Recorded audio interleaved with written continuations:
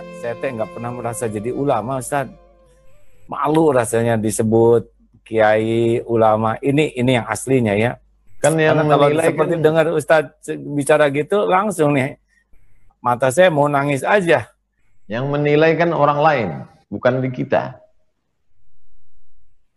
Iya, saya juga heran kenapa takdir saya begini, walaupun saya sangat bersyukur gitu Ustadz ya. Kadang-kadang aneh gitu, lihat pesantren, ini kok ada pesantren, saya ini siapalah yang kadang-kadang sedang tabligh gitu. Loh, kok saya berdiri di depan begini, padahal gimana menurut Ustadz bisa kayak gitu ya? Kehendak Allah. Allah Ta'ala berkehendak, dia ingin mau menunjukkan kepada orang-orang yang tidak bersemangat, nih, Allah cukup tunjukkan satu model aja. Kalau aku mau, kalau aku berkehendak, ini modelnya. Jadi tidak lagi orang bisa berkata, saya bukan keturunan ulama, saya tidak sekolah, saya tidak di Timur Tengah, saya tidak ini. Ini buktinya. Ini buktinya lebih masyhur, lebih hebat, lebih terhormat, lebih berkarya, lebih inspiratif cara Allah SWT untuk menjelaskan kepada umatnya. Saya pikir ada hikmah besar di balik semua itu. Oh gitu ya, waktu saya datang ke guru saya Kiai Haji Khair Afandi di Manunjaya, ya beliau berkata sesuatu gitu, lalu saya nanya, tapi kan saya bukan seperti para ustadz kiai yang lain ya, saya banyak sekali kekurangan. Apa jawaban beliau? Begini, sengaja katanya Allah memberikan banyak kekurangan supaya kamu nggak punya peluang untuk ujub, takabur. Tapi tetap aja ada ujubnya, ada takaburnya sampai diuji dengan sesuatu yang membuat sadar diri. So, Ustadz mau nanya apa sekarang giliran? Gimana pendidikan dasar AA? Malu, jangan nanya itu. Saya mau orang biasa-biasa banget. Baik, saya jawab apa? Apa yang harus saya jawab? Saya sekolah biasa-biasa aja, Ustadz. Di sekolah negeri, SD, SMP, SMA. Kuliah juga kan elektro, nggak nyambung ini ya. Hanya senang sekali berorganisasi. Dari kecil jadi pedagang. Dari TK dulu, TK ikut dengan nenek. Karena ayah saya seorang prajurit, seorang tentara, pindah-pindah. Dan sangat mendidik kedisiplinan. Ya, seperti yang sekarang berbekas di pesantren, di santri itu pendidikan ayah. Kalau ibu rumah tangga biasa, hanya karena adik sakit, sehingga gaji ayah saya banyak untuk membiayai adik. Walaupun perwira gitu, tapi tetap sehingga jualan ibu tuh. Nah, saya bagian jualan juga di sekolah. TK jambu tetangga, SD jualan petasan, SMP jualan orson waktu itu ya. Begitulah, sampai kuliah juga dagang aja terus. Sampai selesai kuliah, baru kembali ke rumah. Adik saya yang ketiga ini sudah semakin sulit bangun. Kami berempat, saya paling besar. Nah, ada adik Abdurrahman Yurid, yang sekarang juga pembina pesantren. Nah, yang ketiga ini, menurut saya itu lebih baik dibanding kakak-kakaknya dan adiknya karena baik gitu. Lalu lumpuh, makin lama makin lumpuh. Jadi asalnya normal, terus terserang apa, zaman waktu itu kan teknologi belum seperti sekarang, lalu dilumba, lalu bertahap lumpuhnya tuh. Mulai dari mata juling, telinga nggak mendengar. Nah, selesai kuliah, saya pulang ke rumah sekamar dengan adik ini. Saya lihat adik ini, walaupun susah bangun, tahajud tiap malam. Kemudian walaupun sudah lumpuh, tidak bisa berjalan, digendong ke masjid. Tetap sholat berjamaah di masjid, walaupun digendong. Dan di masjid pun berbaring seperti mayat saja gitu, dibaringkan begini.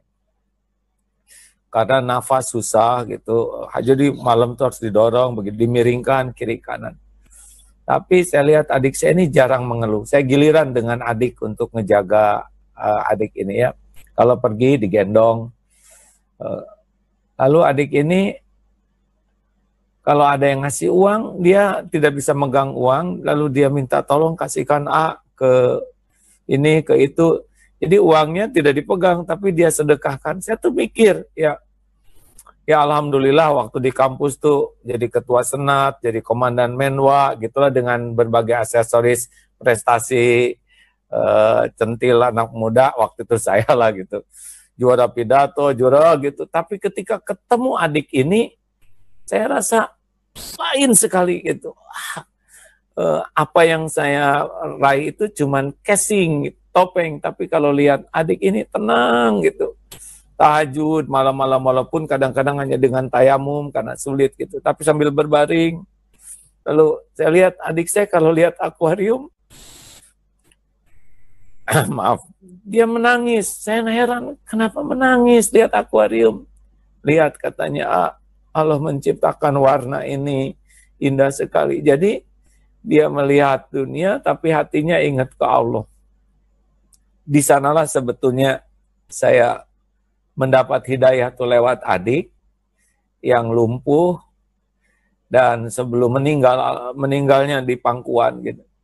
Pernah memberi nasihat, katanya. Ini sebelumnya saya pernah nanya, Dek, kenapa jarang mengeluh? Kata adik saya begini, untuk apa mengeluh, katanya. Semuanya juga kan sudah diatur Allah yang maha baik. Mengeluh tidak menyelesaikan masalah. Sudah, ini pasti kebaikan kalau orang lain banyak amal dengan banyak berbuat.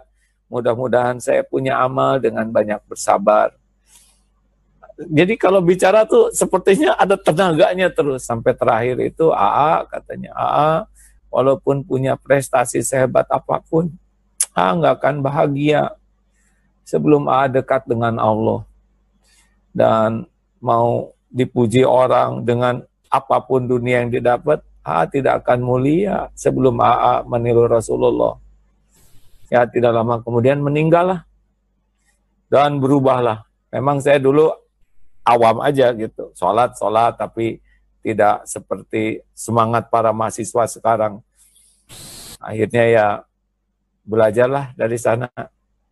Ya hidayahnya lewat adik yang badannya lumpuh, lebih muda, dan dari sanalah saya percaya bahwa kenapa sekarang di Darul Tauhid diusahakan 10% yang memiliki handicap, ya, keterbatasan. Karena banyak ilmu dan hikmah yang saya dapatkan bergaul dengan teman-teman yang penyandang disabilitas itu.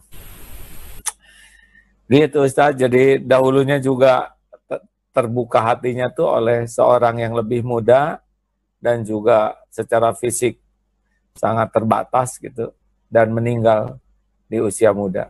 Gitulah Ustaz. Allahumma firlahu warhamhu wa'afihi ya rabbal alamin. Dalam perjalanan itu apa hal-hal spiritual yang pernah rasakan, pengalaman? Ya, saya tidak tahu ini nyata atau tidak, tapi rasanya pernah mimpi jumpa dengan Rasulullah SAW, Ustaz. Allah.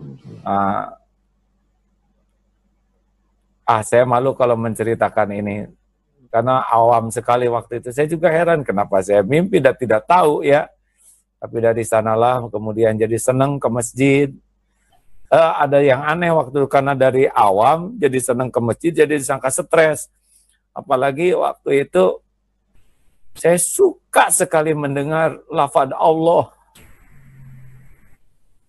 Sehingga kalau dengar azan, suka menangis. Sepertinya indah gitu nama Allah tuh. Rasanya ada cinta, tapi saya tidak mengerti. Nah, jadi di masjid sering itikaf dan tidak mengerti itu itikaf. Itu usia berapa ya? 24-an lah, 23. Tapi orang-orang nganggapnya stres katanya tuh. Si Gim depresi katanya. Karena kalau dengar nama Allah suka nangis. Saya juga tidak mengerti kenapa saya suka sekali gitu mendengar asma Allah.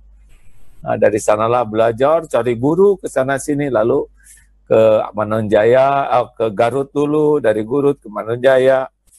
Ya, mencari ilmu dan ya dibalik segala keterbatasan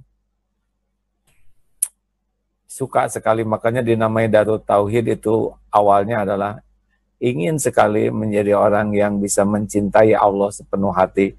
Tapi ya itu ketika mulai bangun pesantren, lalu Allah menguji lah dengan dimudahkan dunia, populer, dan ya seperti itu rupanya belum kuat fondasinya. Sampai ada takdir Allah memberi jalan dengan cara yang halal, tapi itu membuat segera tersadar dan kembali ke ketauhidan. Agim tidak pernah menyuruh saya untuk semangat. Agim tidak pernah menasehati saya, tapi saya mengambil semangat dan nasihat dari perjalanan hidupnya. Dan dari situ saya belajar kita tidak perlu banyak menasehati orang, tapi cukup orang ambil nasihat dari perjalanan hidup kita.